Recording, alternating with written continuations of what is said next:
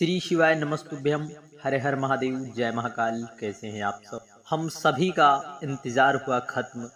आ गई वह फाल्गुन मास की एकादशी, जो कि फाल्गुन का महीना तो रंगों के लिए समर्पित है ही, रंगों के लिए तो जाना जाता ही है।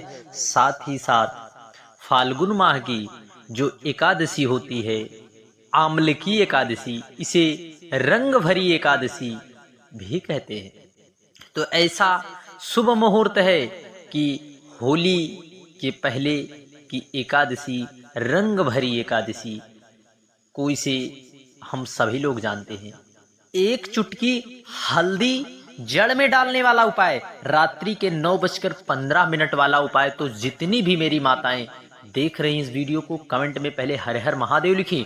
और इस रात्रि के 9:15 वाला उपाय तो गलती से भी मत छोड़ना, इस उपाय को जरूर करना।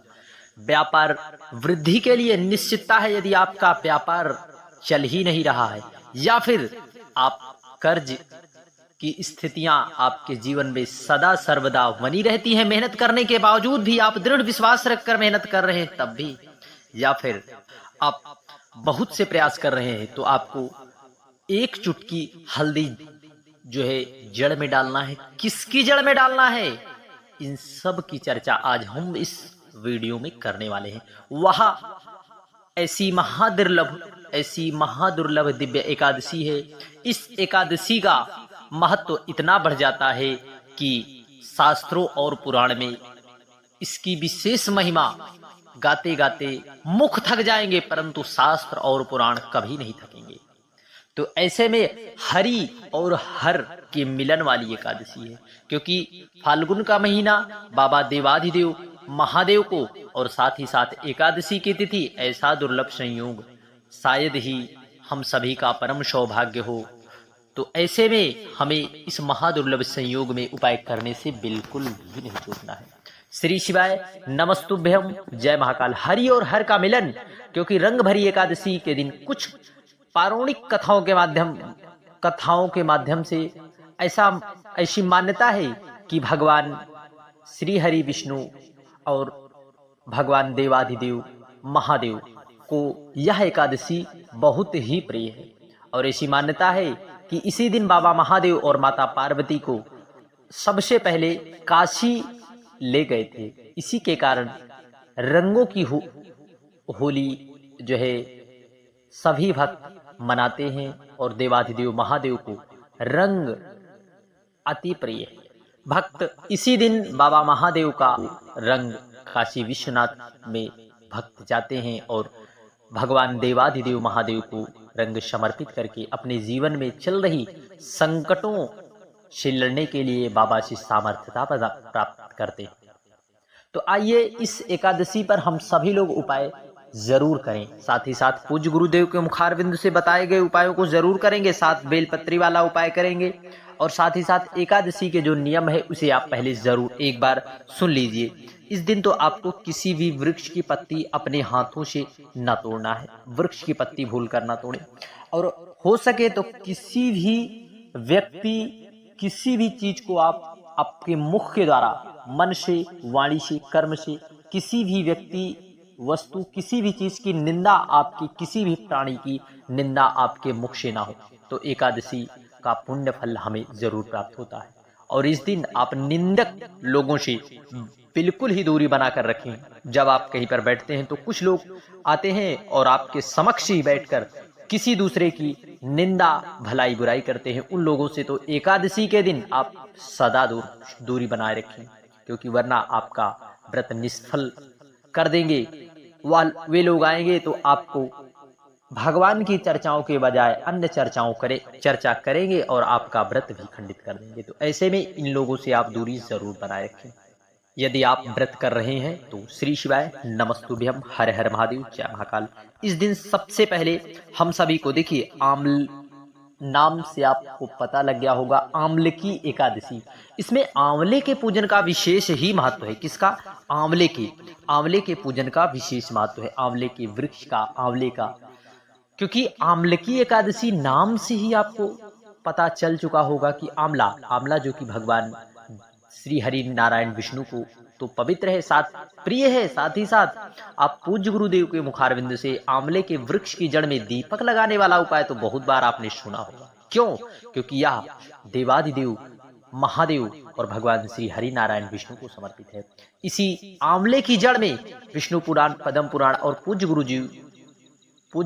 गुरुदेव की कथा से सुनकर ही उसमें पूज्य गुरु जी ने बताया कि आंवले की जड़ में भगवान श्री हरि नारायण विष्णु का निवास स्थान होता है।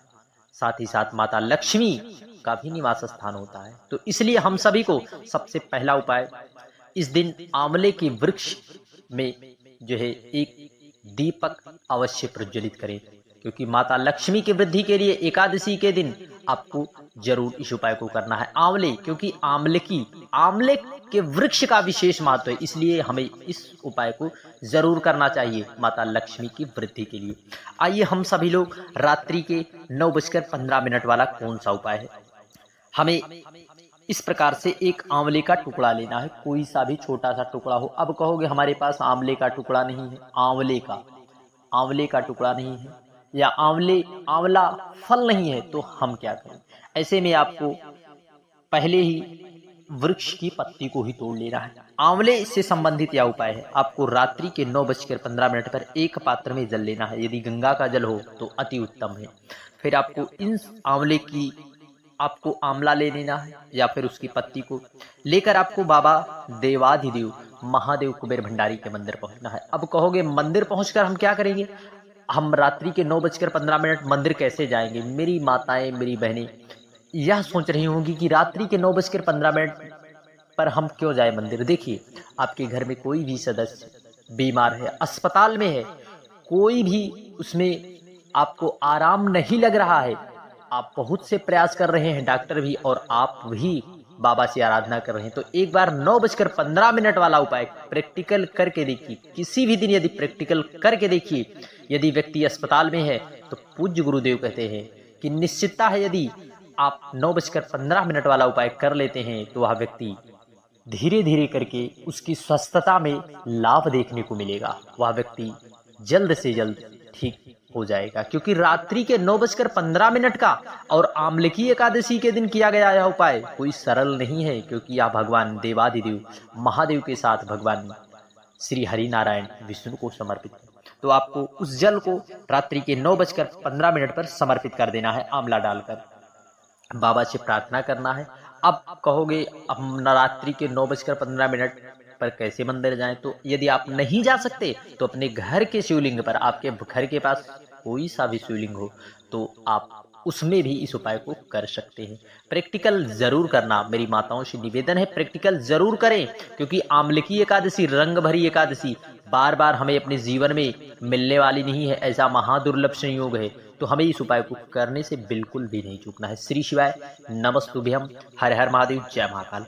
आइए जानते हैं, एक चुटकी हमें हल्दी लेना, एक चुटकी हल्दी, इस प्रकार से एक चुटकी हल्दी और एक पात्र जल लेना है। एक पात्र जल लेकर भगवान हरि और हर महादेव का नाम लेकर, किसका? हरिहर महादेव का नाम लेकर इस जो है एक चुटकी हल्दी और एक पात्र जल को लेकर पहुंचना है कहां पर? आंवले की जड़ में, क्योंकि आंवले की जड़ में भगवान श्री हरि नारायण विष्णु का वास होता है, साथ ही साथ भगवान देवाधिदेव महादेव का और माता लक्ष्मी का भी।